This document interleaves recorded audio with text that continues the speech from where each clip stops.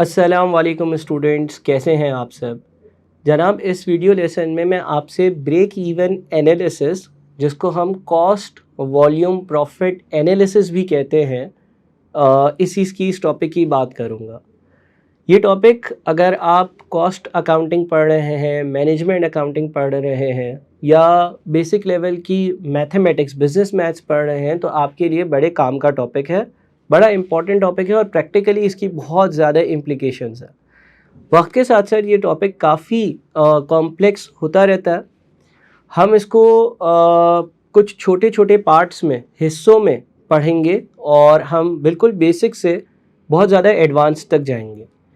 Depending कि आप कौन से कोर्स में इनरोल्ड हैं, आपको जो कंटेंट दिया जाएगा वो आपके कोर्स के हिसाब से उसकी लेवल ऑफ डिफ़िकल्टी को मीट कर रहा होगा और आपको ओवरबर्डन नहीं किया जाएगा।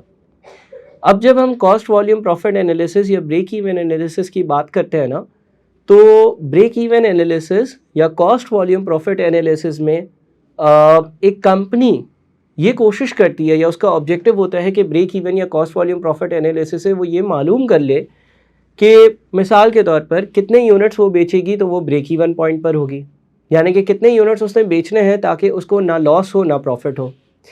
मिसाल के तौर पर कंपनी को लेट से ये मालूम करना है कि हमें लेट से किसी साल अगर 5 लाख रुपए का प्रॉफिट चाहिए तो हमें कितने यूनिट्स बेचने चाहिए, तो वो मालूम कर सकती है कंपनी। मिसाल के तौर पर कंपनी अगर ये मालूम करना चाहती है कि लेट से कि वो कितने सेल्स रेवेन्यू पर कितना प्रॉफिट कमाएगी, तो ये मालूम कर सकती है कंपनी। तो इस टॉपिक की प्रैक्टिकल लाइफ में भी बहुत ज़्यादा अहमियत है और अभी जब हम पढ़ेंगे तो आहिस्ता आहिस्ता वक्त के साथ साथ चीज़ें अनफोल्ड हो रही होंगी, यानी कि मैं आपको चीज़ें समझा रहा हूँगा।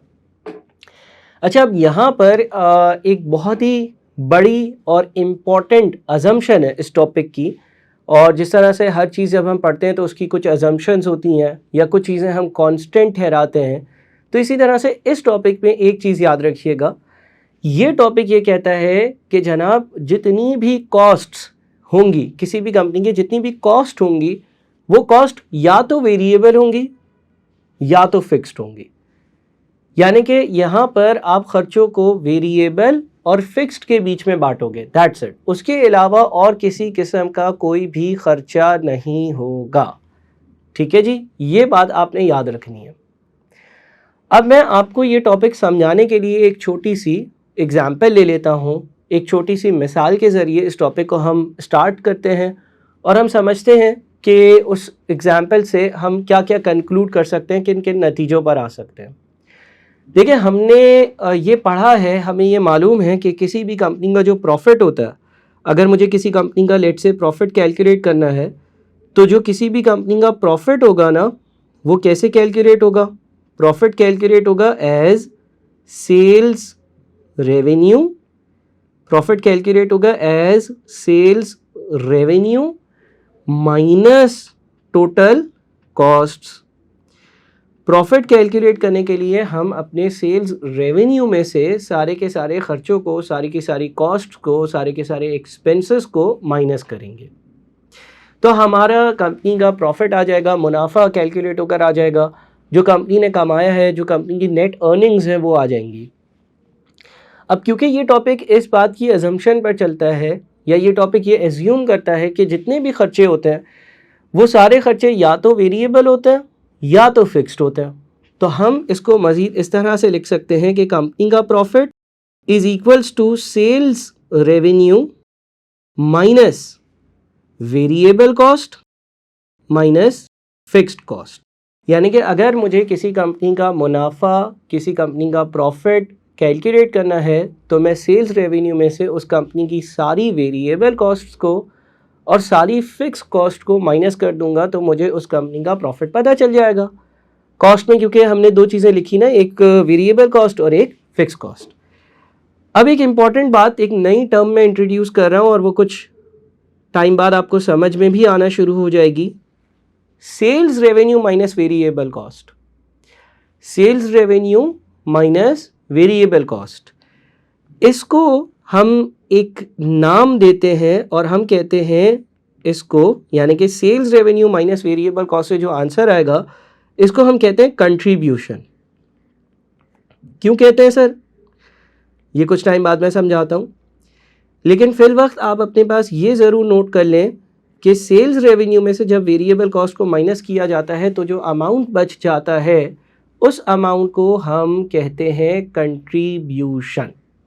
ठीक है, तो आप इसको सेपरेटली अपने पास लिख भी सकते हैं कि contribution is equals to sales revenue minus variable cost.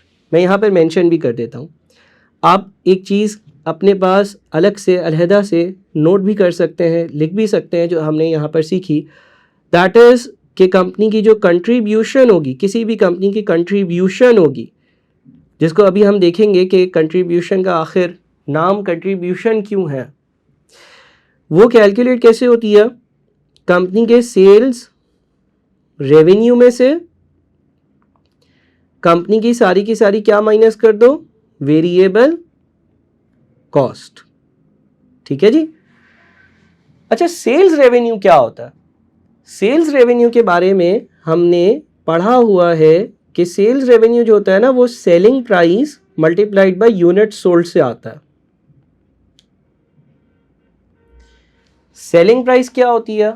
Selling price का मतलब होता है कि कंपनी एक यूनिट कितने रुपए का बेचेगी, कंपनी एक यूनिट कितने का बेचेगी। जब हम सेलिंग प्राइस को नंबर ऑफ यूनिट से मल्टीप्लाई करते हैं तो टोटल सेल्स रेवेन्यू आ जाता है, जो कि सारे यूनिट से आने वाला पैसा है। इसी तरह से वेरिएबल कॉस्ट या टोटल वेरिएबल कॉस्ट कैसे आती है? Variable cost per unit multiplied by unit sold. So कहने का मकसद ये है कि किसी सवाल में अगर बिल फर्ज आपने सेल्स रेवेन्यू कैलकुलेट करना हो तो हो सकता है कि आपको सेलिंग प्राइस और यूनिट सोल्ड दिए हुए हो, दोनों से मल्टीप्लाई कर लीजिएगा। किसी सवाल में अगर वेरिएबल कॉस्ट का टोटल कैलकुलेट करना हो सकता है कि सवाल में आपको वेरिएबल कॉस्ट पर यूनिट और यूनिट सोल्ड दिए हुए हो, दोनों को मल्टीप्लाई कर दीजिएगा और ये आपके पास कंट्रीब्यूशन आ जाएगी, जो आप इधर इसको लिख सकते हो कि profit is equals to contribution minus सारी की सारी कंपनी की फिक्स्ड कॉस्ट। ठीक है जी।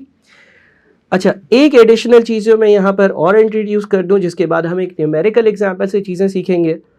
एक चीज़ और कहलाती है कंट्रीब्यूशन पर यूनिट, इसको मैं CPU बोला करूँगा, कंट्रीब्यूशन पर यूनिट, एक यूनिट की कंट्रीब्यूशन। सर ये एक यूनिट की कंट्रीब्यूशन कैसे आएगी? Selling price minus variable cost per unit.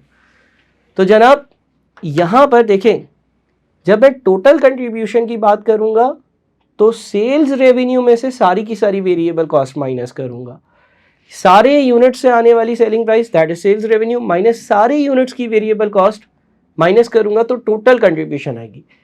और अगर कभी कंट्रीब्यूशन पर यूनिट, एक यूनिट की कंट्रीब्यूशन हमें मालूम करनी होगी तो हम सेलिंग प्राइस में से माइनस करेंगे वेरिएबल कॉस्ट पर यूनिट, यानी कि एक यूनिट की वेरिएबल कॉस्ट को। ये कुछ फॉर्मूले हैं जो मैंने आपके सामने लिखे हैं, मैं चाहूँगा कि इसको नोट डाउन करें और अब हम इसकी जब न्यूमेरिकल एग्जाम्पल देखते हैं तो इसकी हम इम्प्लीकेशंस इसको अप्लाई करते हैं। हम ये देखते हैं कि न्यूमेरिकली एक एग्जाम्पल के ज़रिए ये सारी टर्म्स हमें समझ में आ जाए और हम मज़ीद इसकी प्रॉपर्टीज़ को देखते हैं। सो ये एक बेसिक सा लेक्चर था जिसमें मैंने आपको कुछ टर्म्स इंट्रोड्यूस करवाई और कुछ इक्वेशंस लिखी जो आपने अपने पास कॉपी करनी है और फिर आपने अगला लेसन ज़रूर देख रहे हैं जिसमें मैं इसको अप्लाई करूँगा। उम्मीद है कि मेरी बात समझ में आई होगी। इन चीज़ों को कॉपी करें, कोई भी क्वेरी हो तो मुझसे व्हाट्सएप पर ज़रूर पूछें। Thank you.